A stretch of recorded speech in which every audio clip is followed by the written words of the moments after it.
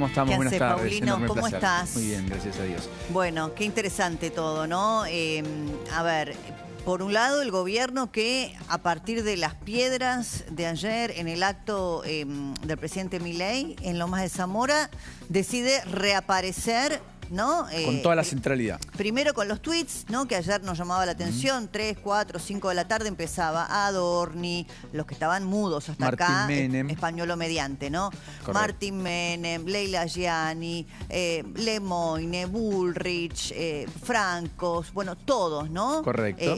Ritondo, entendiendo que este escenario de la victimización del gobierno frente a la violencia, cosa que es repudiable en cualquier caso, la violencia, por supuesto. Definitivamente. Y poner a los violentos o al monopolio de la violencia en manos del kirchnerismo podía ser una estrategia interesante para retomar un poco una iniciativa en el medio de los escándalos por el tema españolo. Y al mismo tiempo y en paralelo, esto de Milei, diciéndole a Abigail Oliverio, españolo miente, por un lado convalida el audio, pero dice es mentira, lo voy a llevar a la justicia. Acá, evidentemente, el gobierno debe tener la convicción de que en la justicia puede serle redituable contraatacar, ¿no? Y acorralar a lo españolo denunciándolo el propio gobierno. Veremos cómo eso decanta. Mira, yo ayer primero decía qué riesgosa jugada, ¿no? Porque en todo caso, español hasta acá no están imputados.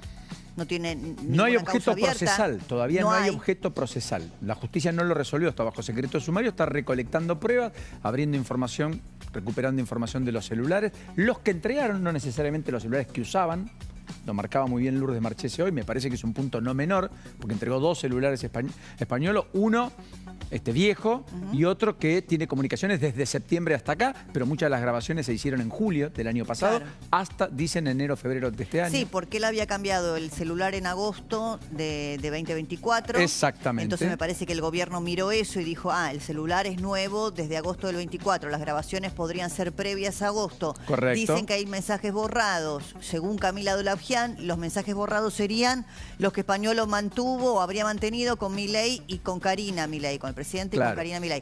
Ahora, pero hoy dice Lourdes que eso se puede recuperar. Se podría recuperar. Ahora, mi pregunta era la siguiente. Digo, ¿qué ha arriesgado el gobierno? Como vos decís, si no hay objeto procesal, esto del imputado colaborador y todo aquello, bueno, hasta tanto ni imputado está, ¿qué colaboración va a hacer? O sea, ¿qué arrepentido podría ser si ni siquiera está imputado? No, y además ni presentó abogado. Fue el único que no presentó abogado hasta acá, porque los hermanos Covalinker sí. Y también el que estaba como segundo, Garbellini, creo, de Españolo. De Españolo. O sea, definitivamente es todo bastante complejo. En el medio saltan nuevos audios, saltan nuevas, digamos, contenidos que entretienen un rato. Creo que el más importante fue el primero, por eso golpeó tanto, zamarrió. Ahora, cualquier cosa que haya hecho Españolo desde Andis, lo ha hecho bajo la tutela de un gobierno. Sí, sí, por eso, a ver... Tomando resoluciones desde el propio gobierno, ¿se entiende? ¿No es cierto? ¿A dónde quería ir yo con esto? Primero pensé que arriesgado era para el gobierno acorralar a Españolo y llevarlo a la justicia, teniendo en cuenta que todavía ni siquiera hay una imputación sobre él, con el riesgo de que Españolo hable. Y ayer me decía Diego Cabot algo que me hizo reflexionar. Me decía, mira, lo mismo se decía de Lázaro Báez. Y nunca habló. Nunca. Jamás. Jamás dijo nada, ni la figura del arrepentido, ni imputado colaborador, ni en los medios, nada.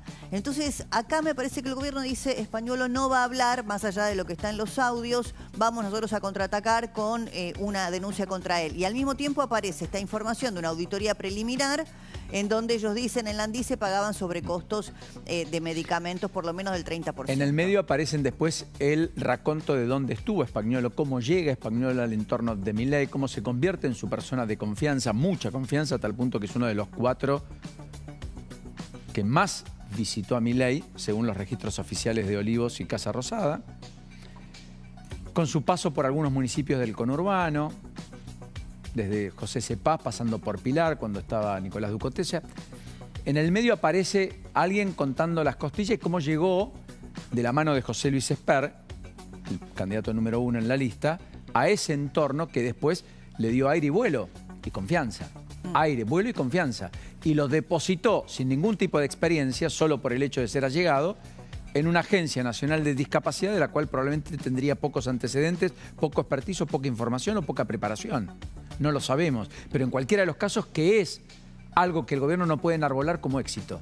Puede enarbolar como éxito que no le pide desde Aerolíneas, con la conducción de Lombardo, que hace más de 10 años que trabaja en la compañía, plata al Estado, y que además funciona, es una de las líneas aéreas que en tiempo y forma lleva y transporta pasajeros, ¿no es cierto? O sea, eso está en el haber del gobierno. La administración en materia de discapacidad, no, en ningún caso, porque de hecho han bajado pensiones por discapacidad con cartas que no han llegado, no han notificado a los propios pacientes, que se encuentran después con que no aparece la pensión en su cuenta bancaria y ahí empieza el reclamo, invirtiendo la carga a la prueba. Sí, sí, que en cualquier caso no se entiende, ¿no? Primero haces la auditoría y una vez que la tenés hecha, bueno, decidís a quién sí seguís prestando el servicio, a quién no, a quién seguís subsidiando, a quién no. La verdad que está pasando de todo porque en este contexto también se conoce esta nueva denuncia, lo publica ahora en La Nación Maya Jastrzeblanski, vos creo que también lo estuviste comentando respecto de Osprera, que yo la miraría con mucho nivel de detalle porque hay entrecruzamiento de llamadas y de mensajes de WhatsApp en donde también aparecen aludidos Sí. Menem Sí. y Karina Milei. Y acaba de conocerse un comunicado de Osprera, perdón, Sí. que dice que vinieron a cortar los curros, a ordenar la obra social en favor de los afiliados desde el 28 de noviembre del 2024, que se ordenó en ese momento una auditoría integral que reveló una situación de emergencia, una deuda total de casi 100.000 millones de pesos, de un déficit mensual superior a los 5.000 millones de pesos, múltiples prestaciones médicas caídas y una alarmante interrupción en la entrega de medicamentos esenciales. Dice, toda nuestra gestión, la actual, está apuntada a los afiliados. En ese marco se firmaron compromisos de pagos con más de 30 entidades acreedoras de la obra social en todo el país, entre ellos hospitales, clínicas, prestadores médicos, droguerías, proveedores estratégicos como farmacias, redes oncológicas. Estos acuerdos además implican un significado de ahorro, evitan acciones judiciales y embargos contra la obra social, etcétera, etcétera. Y después se dedica al capítulo de medicamentos tratando de hacer una explicación de lo que acabamos de notificar, conocer y contar. Que explicar en la justicia, ¿no? Porque esto también está siendo investigado. Yo te diría que a esta altura está llevando adelante esta investigación, así que hay mucho, un hilo del que se empieza a tirar y uno no sabe dónde termina. Paulino, gracias, ¿eh? Enorme placer, como siempre. Igualmente, buenas tardes. Arrancamos, les damos las bienvenidas a todos ustedes, por supuesto, en una tarde cargada de noticias, pero tenemos información urgente.